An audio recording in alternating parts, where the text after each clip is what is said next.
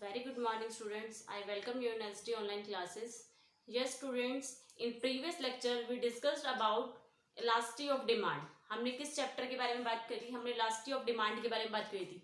जो हमने elasticity of demand में प्रीवियस लेक्चर में कवर किया है, जो मैंने आपके एसडी ऐप पे भी आपको डिलीवर कर दिया है और आपको व्हाट्सएप पे, यूट्यूब पे, सब पे डिलीवर कर चुकी हूँ. बट वो क्या है, वो हमारे बेसिक टर्म्स है. सिर्फ मैंने इसको बेसिक पॉइंट बताया था, उसको एक दो लेक्चर में हम और क्लियर करेंगे. तो क्या है हमारा, आज हम दोबारा बात करते हैं प्राइस इलास्टिसिटी ऑफ डिमांड. तो आप प्राइस इलास्टिसिटी ऑफ डिमांड को कवर तभी कर सकते हो जब आपने अच्छे से अपनी थ्योरी ऑफ डिमांड को क्लियर किया है, क्योंकि डिपेंड किस पे है. अगर आपको प्राइस इलास्टिसिटी ऑफ डिमांड को समझना है तो उससे पहले आपको किसके कंसेप्ट को समझना होगा? थ्योरी ऑफ डिमांड के कंसेप्ट को समझना होगा. जब आपको डिमांड के बारे में नहीं पता तो आप इलास्टिसिटी किस तरह से क्रिएट कर सकते हो, आप इलास्टिसिटी ऑफ डिमांड के बारे में कैसे क्लियर कर सकते हो? तो इसलिए आपको क्या करना है, प्रीवियसली जिस बच्चे ने नहीं भी क्लियर किया है तो प्लीज सबसे पहले मैं डिमांड वाले चैप्टर को कवर करें, उसके बाद आपको इलास्टिसिटी ऑफ डिमांड का चैप्टर समझ में आएगा. तो जो हमारी यहाँ पर प्रॉब्लम थी, क्या प्रॉब्लम थी? जब भी कोई नेक्स्ट स्टेप ओपन होता है तो वो किस लिए होता है? जब हमारी किसी चीज में लिमिटेशंस क्रिएट होती है, थ्योरी ऑफ डिमांड में कुछ कमी रह गई होगी, तो उस चीज को क्या करने के लिए, रिनोवेट करने के लिए हमने किसको अडॉप्ट किया? Price elasticity of demand. Elasticity क्या होती है? इलास्टिसिटी डिपेंड होती है प्राइस ऑफ द कमोडिटी, और उसी के बिहाफ पर मीनिंग वही रहेगा जो लॉ ऑफ डिमांड का था. लॉ ऑफ डिमांड का मीनिंग क्या था? Due to change in price. अगर आपकी प्राइस चेंज होता है उसका इफेक्ट किस पे आता है? Change in quantity demanded. Okay, ये क्या है? It is a measurement of quantity demanded changes due to changes is price of commodity. यही बताता है हमारा. अब इलास्टिसिटी ऑफ डिमांड किसको लेता है? Elasticity of demand degree of change को लेता है. डिग्री मीन्स आप परसेंटेज बोल सकते हो. जो डिग्री में चेंज बताए कि कितना प्राइस में चेंज आया, how much change in price due to effect on quantity demanded.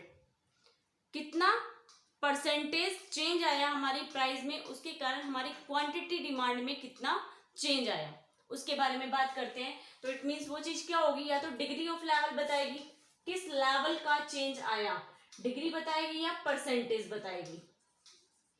Okay, अभी तक हम ये कर रहे थे कि हमारी क्या हुई, प्राइस इंक्रीज हुई. लॉ ऑफ डिमांड कंसेप्ट बताता है हमारा, प्राइस इंक्रीज होगी तो क्वांटिटी की डिमांड कम हो जाएगी, प्राइस कम हो जाएगी तो क्वांटिटी की डिमांड बढ़ जाएगी. क्लियर है? लॉ ऑफ डिमांड तो ये कहता है, ये मेजरमेंट तो करता है बट किसको बताता है? कुछ पॉइंट्स को क्लियर करता है, सिर्फ प्राइस और क्वांटिटी, लेकिन ये नहीं बताता. ये बताता है कि प्राइस चेंज होने से क्वांटिटी चेंज हो रही है, दोनों में नेगेटिव रिलेशन है, बट कितना है, how much change in price due to effect in change in quantity demanded. हमें नहीं पता कितना चेंज है प्राइस में, उसके कारण डिमांड पे क्या इफेक्ट हो रहा है. क्योंकि डिमांड पे इफेक्ट नहीं पता चलेगा तो आप कैसे अपनी मार्केट कंडीशन को स्टेबल रखोगे. तो इस रीजन से जो हमारा चैप्टर अब निकल के आया वो कौन सा है? Price elasticity of demand. Price demand की इलास्टिसिटी को बताता है किस लेवल पे प्राइस से इफेक्ट होगी. डिमांड की क्या इलास्टिसिटी लेवल है due to change in price, वो होती है price elasticity of demand. Price elasticity of demand क्या होती है? कुछ इनलास्टिक भी होती है आपकी, जिसमें इनलास्टिक क्या होती है, आप चाहे कितना भी चेंज कर लो लेकिन आपके डिमांड में चेंज नहीं होगा. और कुछ इलास्टिक ऐसी होती है, प्राइस में चेंज होने से आपका ज्यादा चेंज भी हो सकता है, कम चेंज भी हो सकता है, स्टेबल भी हो सकता है. तो आज हम उसके बारे में पढ़ेंगे कौन कौन से मेथड्स हैं हमारे. तो इसको मैंने पहले भी आपको एक मीनिंग लिखवाया था, अगर आप लिखना चाहो तो लिख लेना, मैं आपको नोट्स जो प्रोवाइड करूंगी उसके अंदर इसका प्रॉपर मीनिंग लिखा हुआ है. लॉ ऑफ डिमांड क्या होता है और प्राइस इलास्टिसिटी ऑफ डिमांड किस रीजन से होती है. सिर्फ यही रीजन है कि जो थ्योरी ऑफ डिमांड बताता है वो सिर्फ ये बताता है due to it is measurement of quantity demanded changes due to change in price. Okay, but ये क्या बताता है? इन हाउ मच डिग्री, कितनी डिग्री हमारा क्या हुआ है, चेंज हुआ है क्वांटिटी में, कितनी डिग्री हमारा चेंज हुआ है क्वांटिटी में, किसके कारण? प्राइस के चेंज होने के कारण. उसको कहते हैं, उसको हम कहते हैं क्या? Price elasticity of demand. Okay, तो आज हम किसके बारे में बात कर रहे हैं? हम प्राइस इलास्टिसिटी ऑफ डिमांड के बारे में बात कर रहे हैं. तो हम कौन सा टॉपिक कवर करेंगे आज? फर्स्टली तो मैं बताती हूँ method of calculating price price elasticity of demand. Methods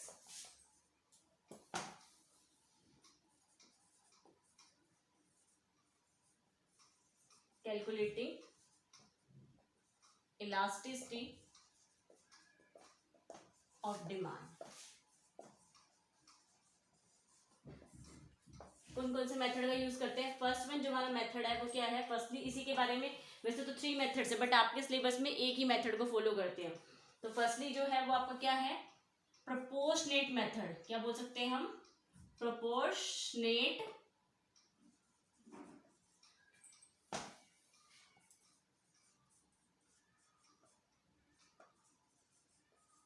method या परसेंटेज मेथड. इसको ऑब्लिक में आप कह सकते हो परसेंटेज मेथड.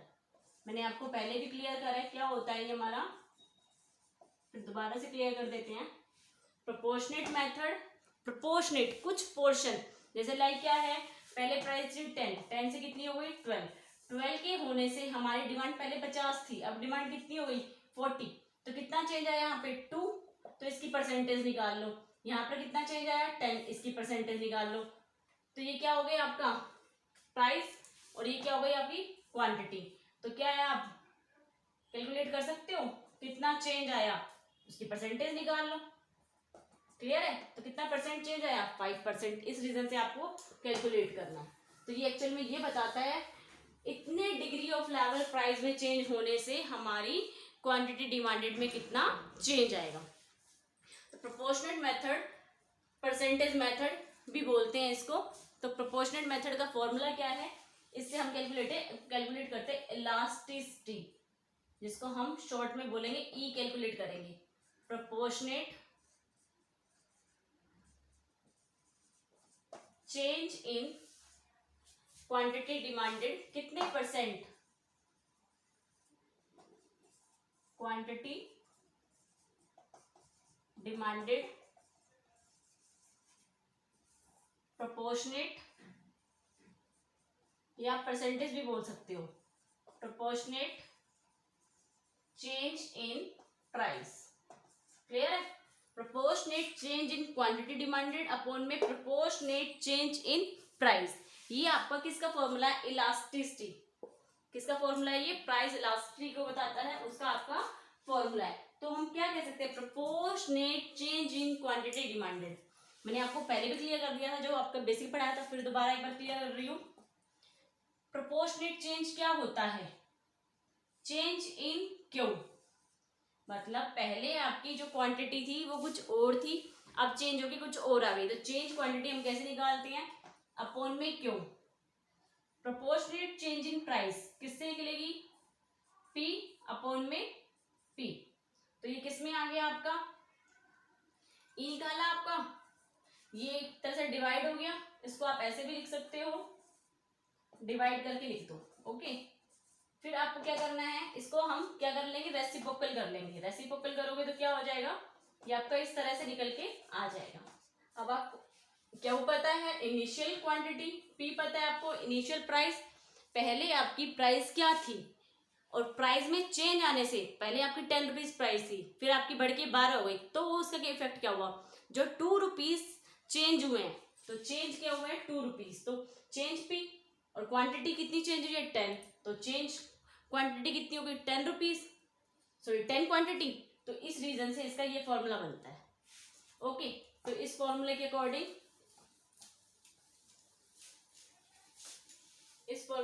हम एक क्वेश्चन करते हैं. तो ये हो गया आपका. तो लाइक क्या है? अब मैं 4 थिंग्स लिख लेती हूँ. Q, price, initial quantity, initial price, और हम लिख लेते हैं P1 क्या हुआ और Q1 क्या हुआ. ओके. तो इनिशियल प्राइस कितनी थी पहले? 10. डिमांड कितने की थी हमारी? 50. प्राइस कितनी हो गई? 11 हो गई. तो उससे हमारी क्वांटिटी कितनी हो गई? प्राइस बढ़ने से क्वांटिटी कम हो जाती है. ओके. तो इसको इस क्वेश्चन पुट अप कर दीजिए. चेंज क्यू निकालने का फॉर्मूला क्या होता है? Q1 minus Q. Change P निकालने का फॉर्मूला क्या होता है? P1 minus P. जो आपकी लेटेस्ट क्वांटिटी है उसको इनिशियल क्वांटिटी में से माइनस कर दीजिए. जो आपकी लेटेस्ट प्राइस है उसको इनिशियल प्राइस में से माइनस कर दीजिए तो चेंज निकल के आ जाएगा आपका। ओके, तो हमारा क्या फॉर्मूला है, क्वेश्चन में पुट कर दीजिए चेंज क्यों, चेंज क्यों, कितना चेंज हो गया आपका, प्राइस बढ़ गई तो क्या हो गया आपकी क्वांटिटी,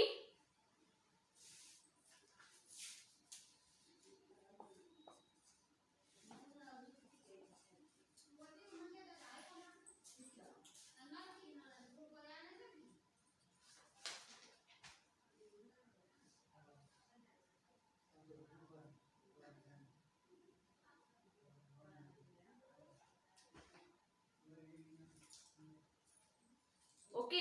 तो ये क्या करना है आपको, अपनी इनिशियल प्राइस क्या है आपकी क्वांटिटी, तो क्या कर रहे थे हम, चेंज क्यू और चेंज पी, तो लाइक क्या हो गई, क्यू वन कितनी थी आपकी 40, 40 माइनस 50 माइनस 10, पी वन कितनी थी आपकी, प्राइस थी आपकी 11 और वो कितनी हो गई आपकी 10, तो इट मीन्स 1।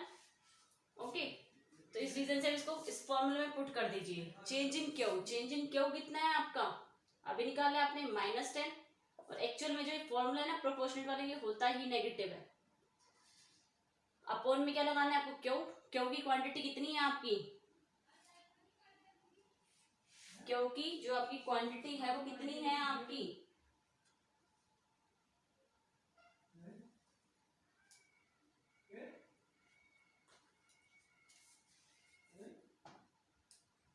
या आप इसको इस तरह से भी ले सकते हो, इस तरह से आप शो कर सकते हो, आप इसमें से भी प्रेजेंट कर सकते हो कि जो आपकी इनिशियल प्राइस थी, क्यू कितनी थी आपकी 50, क्यू था आपका 50, तो इनिशियल प्राइस भी क्या थी आपकी, इनिशियल क्वांटिटी, इनिशियल प्राइस थी आपकी 10, या इनिशियल प्राइस थी आपकी 11। नेक्स्ट क्या हो गया आपका, जो आपकी प्राइस है वो क्या हो गई आपकी, कम हो गई, आपकी प्राइस क्या हो गई आपकी इनिशियल प्राइस, ये स्टूडेंट यहाँ पर ना मैंने थोड़ी स्टेटमेंट चेंज कर दी है, वो जो स्टेटमेंट हम ले रहे थे वो सही सेट नहीं हो रही थी, तो क्या है स्टेटमेंट क्या चेंज कर दी, प्राइस है हमारी किसी प्रोडक्ट की, फर्स्टली इनिशियल प्राइस है 5, इनिशियल प्राइस चेंज होके हो गई 7, तो क्या इफेक्ट होगा, प्राइस बढ़ती है तो क्वांटिटी की डिमांड कम हो जाती है, पहले डिमांड कर रहे थे 20 यूनिट्स की, फिर क्या कर रहे हो आप 12, तो अपना फॉर्मूला पुट कर दीजिए चेंज क्यू अपॉन में क्यू मल्टीप्लाई में पी अपॉन में चेंज पी, तो जो आपकी क्वांटिटी चेंज हुआ कितना हुआ वो आप कैलकुलेट कर सकते हो, Q1 माइनस क्यू, Q1 कितना है आपका 12 और क्यू कितना है आपका 20, तो रिजल्ट कितना आ गया -8। ओके, और जो एक्चुअल में ये जो आपका फॉर्मूला होता है ना इलास्टिसिटी ऑफ डिमांड का, ये भी आपका किस में कैलकुलेट होता है, माइनस में कैलकुलेट होता है। उसके बाद आपकी क्वांटिटी डिमांडेड कितनी है 20। ओके, फर्स्टली जो इनिशियल क्वांटिटी डिमांडेड है वो आपकी 20 है, इनिशियल प्राइस क्या है आपकी 5, चेंज इन प्राइस, प्राइस में कितना चेंज आ गया, change in price P1 minus P 7 two कितना था 5, अब प्राइस कितना हो गया 7, पहले कितना था 5, तो कितना चेंज आया आपका, change in price means 2। Okay, तो अब इस चीज को सोल्व कर लीजिए आप, तो क्या रिजल्ट आएगा, ये तो ऑलरेडी आपका माइनस है ही, और एक्चुअल में जो आपका फॉर्मूले में आता है वो भी आपका माइनस पुट होता है। ओके, तो माइनस से माइनस पहले कट कर दो चाहे आप। ओके, तो इस तरह से क्या हो गया 5 4 2, तो रिजल्ट क्या आ गया आपका, जो आपकी इलास्टिसिटी ऑफ डिमांड कैलकुलेट होके आई है वो क्या कैलकुलेट होके आई है 1। तो इस तरह से हम क्या कर सकते हैं, इलास्टिसिटी ऑफ डिमांड कैलकुलेट कर सकते हैं कि हमारी इलास्टिसिटी ऑफ डिमांड क्या रही, इलास्टिसिटी ऑफ डिमांड क्या है आपकी 1, तो हम कह सकते हैं इलास्टिसिटी ऑफ डिमांड क्या आई हमारी 1। ओके, क्लियर है, तो फॉर्मूला आपका यही रहेगा, चाहे आपका नेगेटिव रिजल्ट है चाहे आपका पॉजिटिव रिजल्ट है। और ये भी हो सकता है कि आपकी इनिशियल प्राइस होती 7 और फिर क्या हो गई 5, तो इससे क्या इफेक्ट होगा, क्वांटिटी डिमांडेड आपकी क्या हो जाती, तो इससे क्या इफेक्ट होता है, जो आपकी क्वांटिटी डिमांडेड थी वो क्या थी, प्राइस कम होने से बढ़ जाती, रिवर्स भी हो सकता है क्वेश्चन आपका। क्लियर है, तो अब हम जो बात करेंगे हम इसको डायग्रामेटिकल प्रेजेंट करते हैं इलास्टिसिटी ऑफ डिमांड को, किस मेथड से कैलकुलेट किया जाता है। मेथड हो गया, इसके 5 टाइप्स है, किस वे से आप इलास्टिसिटी ऑफ डिमांड को कैलकुलेट कर सकते हो।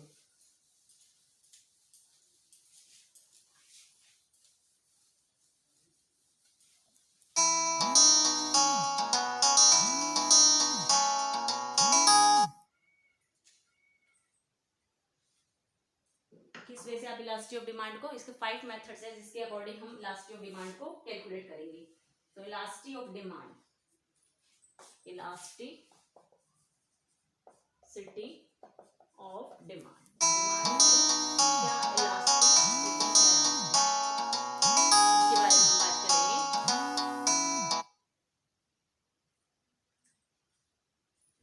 क्या है आपकी इलास्टिसिटी ऑफ डिमांड, उसको क्लियर करते हैं।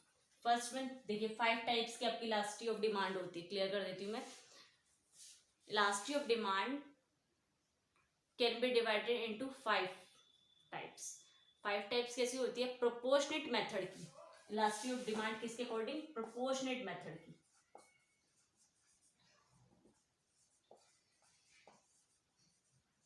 प्रोपोर्शनेट मेथड से आप डिमांड निकालोगे तो फर्स्ट वन क्या है आपका, मैं बता देती हूँ। फर्स्ट वन है आपकी परफेक्टली इलास्टिक, परफेक्टली इनइलास्टिक, जिसमें कोई चेंज नहीं आता। Third one unitary, unitary elastic. Fourth one है आपका perfectly elastic, perfectly inelastic, unitary elastic. और फोर्थ वन है आपका लेस इलास्टिक। क्या बोल सकते हैं इसको? लेस इलास्टिक, या हम बोल सकते हैं इसको इनइलास्टिक। क्या बोल सकते हो? इनइलास्टिक।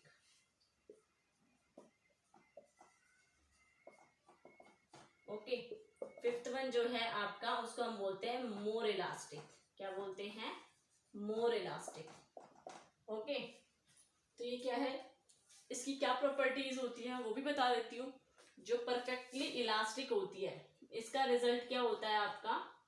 जो आपकी परफेक्टली इलास्टिक होती है उसका रिजल्ट होता है इंफिनिटी। जो परफेक्टली इनइलास्टिक होती है उसका रिजल्ट होता है आपका 0। जो यूनिटरी इलास्टिक होती है उसका रिजल्ट आएगा आपका 1। और जो लेस इलास्टिक होगी उसका रिजल्ट आएगा ईडी क्या है? लेस देन 1 है। और जो मोर इलास्टिक होगी उसका आएगा, जो आपकी क्या है? इलास्टिसिटी ऑफ डिमांड है मोर देन 1 है। ओके, अब इसको हम डायग्रामेटिकल प्रेजेंट कर लेते हैं कि डायग्रामेटिकल क्या प्रेजेंटेशन है इसकी हमारी। ओके, समझ में आ गया? परफेक्टली इलास्टिक किस रीजन से है, परफेक्टली इनइलास्टिक किस रीजन से, यूनिटरी इलास्टिक किस रीजन से, ये इनके रीजंस पढ़ेंगे हम। ओके,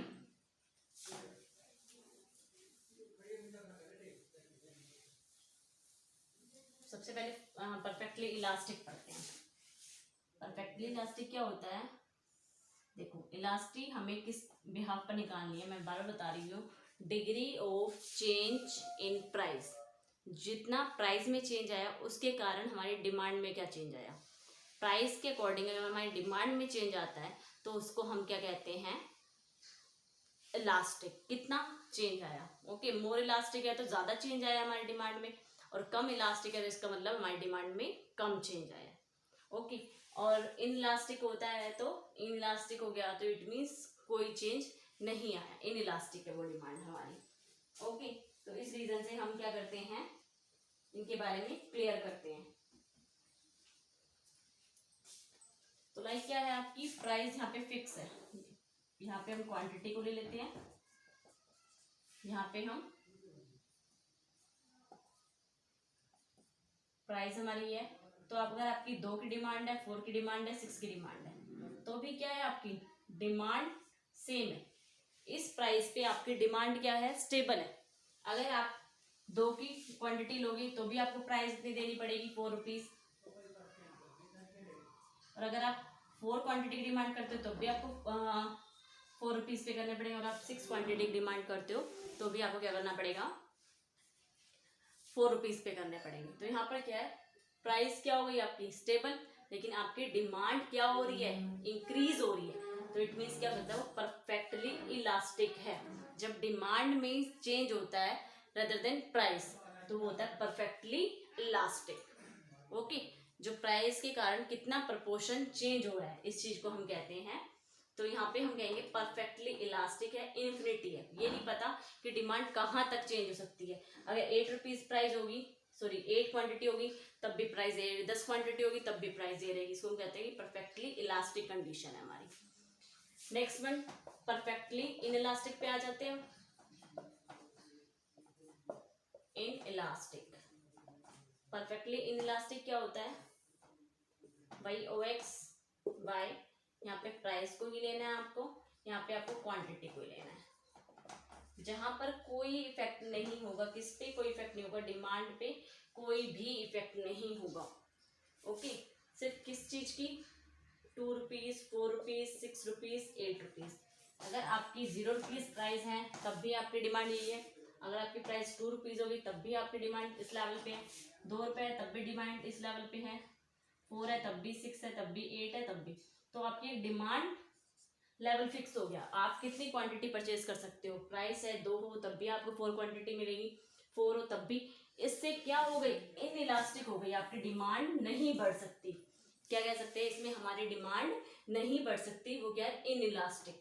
क्या ये परफेक्टली इनइलास्टिक, प्राइस के चेंज होने से भी हमारी डिमांड में चेंज नहीं हो रहा। तो ये परसेंटेज किसके बारे में बताता है, जब हम परसेंटेज से क्वेश्चन कैलकुलेट करेंगे। जैसे भी 1 आया तो इसमें यूनिटरी हो गया, और अगर इन्फिनिटी हो गया तो परफेक्टली इलास्टिक हो गया, और अगर क्या आ गया आपका रिजल्ट, 0 रिजल्ट आ गया, इलास्टिक ऑफ डिमांड में कोई चेंज नहीं हो रहा। किसके कारण चेंज होने से, प्राइस में चेंज होने के कारण। तो इट मीन्स क्या है, इलास्टिक ऑफ डिमांड हमारी 0 है। क्या कह सकते हैं, हमारी इलास्टिक ऑफ डिमांड क्या है, 0। तो इस लेवल पे हम कितना भी डिमांड करें लेकिन प्राइस आपकी बढ़ रही है, लेकिन डिमांड आपकी क्या है, कांस्टेंट है, डिमांड आपकी 4 ही रहेगी। जिसको हम कहते हैं परफेक्टली इनइलास्टिक। ये नाम में बड़ी कंफ्यूजन है, फिर भी इसको क्लियर कर लो। इलास्टिक, इलास्टिक मीन्स डिमांड में चेंज हो रहा है, इनइलास्टिक डिमांड में चेंज नहीं हो रहा। ये इन्फिनिटी लेवल तक हो रहा है तो परफेक्टली इलास्टिक है।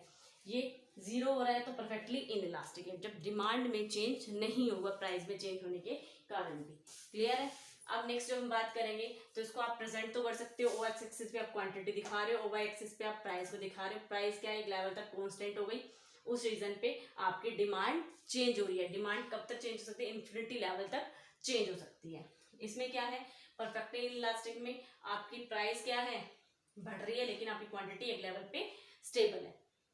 तो इट मीन्स हमारी इलास्टिक ऑफ डिमांड जो एक्चुअल में पहले चल रही है, हमारी जो अब चेंज होने वाली डिमांड है वो कोई इफेक्ट नहीं कर रही है बिजनेस पे। अब नेक्स्ट हम लेते हैं यूनिटरी। यूनिटरी को हम बोलते हैं हाइपरबोला। यूनिटरी डिमांड को हम hyperbola demand, yes.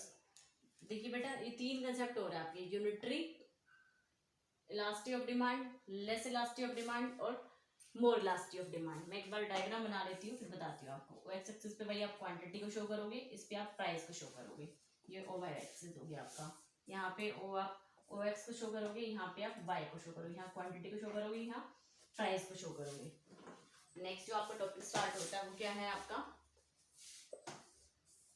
OX axis and OY axis. Quantity को शो करोगे यहाँ पे आप प्राइस को शो करोगे।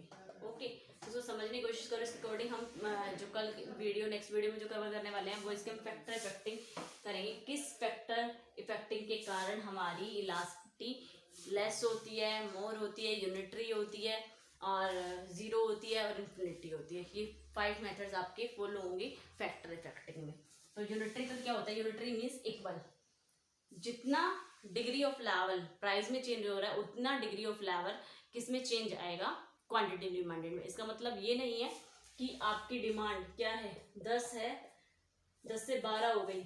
ओके, क्वांटिटी डिमांडेड जो है आपकी 10 से 12 हो गई, तो प्राइस 5 से 6 हो गई। तो ये नहीं कि ये 1 हो रही है और ये 2 चेंज हो रही है, आपको इसकी परसेंटेज कैलकुलेट करनी है। तो आपकी परसेंटेज क्या आ गई, अगर प्राइस में 1 का चेंज हो रहा है तो क्वांटिटी में कितना का चेंज आ रहा है, 2 का। ओके, तो इसकी आपको क्या कैलकुलेट करनी है, परसेंटेज कैलकुलेट करनी है। ये नहीं देखना आपको कि अगर 2 यूनिट उसकी बढ़ गई तो 2 रुपए प्राइस बढ़ा दोगे आप, नहीं। सिर्फ आपको क्या देखना है, डिग्री ऑफ लेवल परसेंटेज देखना है। ओके, कितने परसेंटेज आपका चेंज आ रहा है।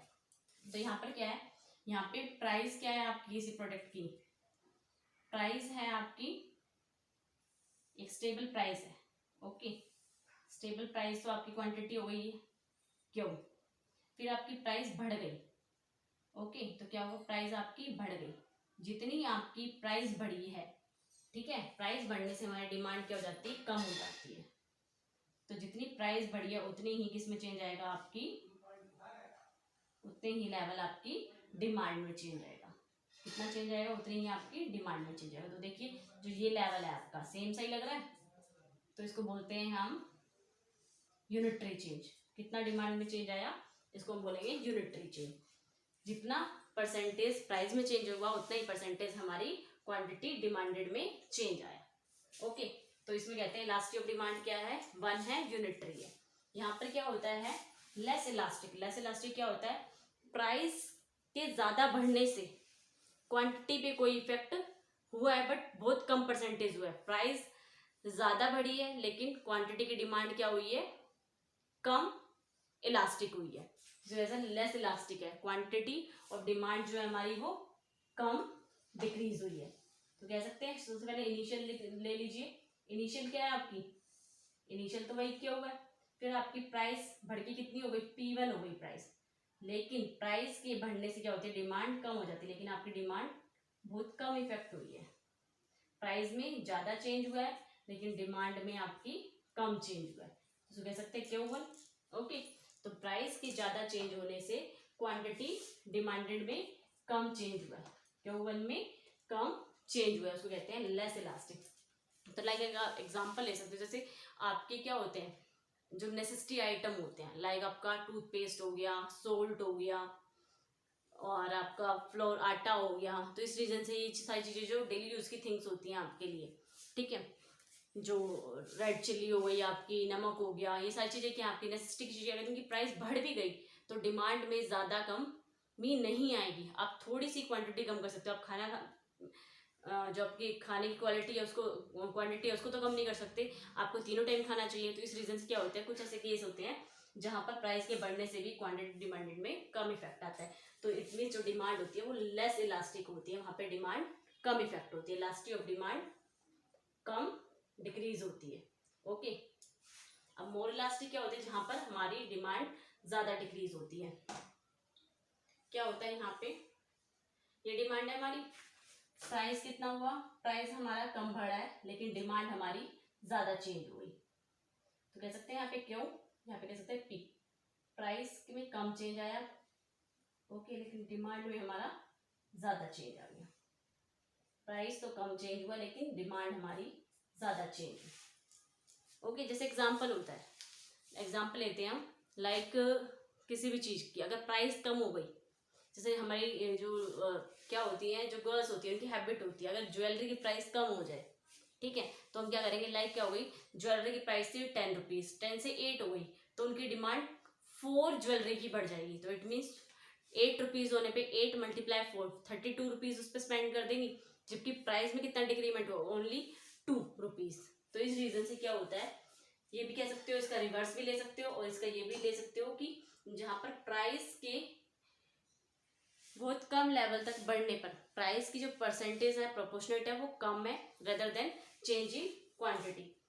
प्राइस तो बहुत कम इंक्रीज हुआ है लेकिन क्या होती है, ज्वेलरी है, अगर प्राइस बढ़ा दोगे तो इतनी नेसेसिटी भी नहीं हमारे लिए कि हमें लेनी मस्ट ही है, हम उसके बिना रह ही नहीं सकते, तो हम क्या करें, उसकी डिमांड ज्यादा तेजी से कम कर देंगे। तो इसलिए क्यों से हमने क्या कर दी, क्यों वन शिफ्ट कर दी, दोनों के हिसाब इसको ले सकते हो। तो हम कह सकते हैं कि मोर इलास्टिक है, डिमांड में ज्यादा चेंज आया, प्राइस के कंपैरिजन में डिमांड में ज्यादा चेंज आया, इसलिए हमारी डिमांड क्या है, मोर इलास्टिक है। ओके, तो कितना आपकी डिमांड में प्राइस के कारण जो चेंज आ रहा है, प्राइस के बढ़ने से अगर ज्यादा चेंज आता है तो इट मीन्स क्वांटिटी में ज्यादा चेंज आता है, तो वो इलास्टिक को प्रेजेंट करती है, मोर इलास्टिसिटी को प्रेजेंट करती है प्राइस के चेंज होने से। तो इसमें हमने वही बेसिक कवर कर लिया अपना। ओके, तो ये आपके लिए वही प्राइस इलास्टिक ऑफ डिमांड है, इसका एक छोटा सा टॉपिक रहता है, तो कंप्लीट चैप्टर पर कवर हो गया, बस एक छोटा सा टॉपिक रहता है, इसको हम क्लियर कर लेंगे। Thank you so much.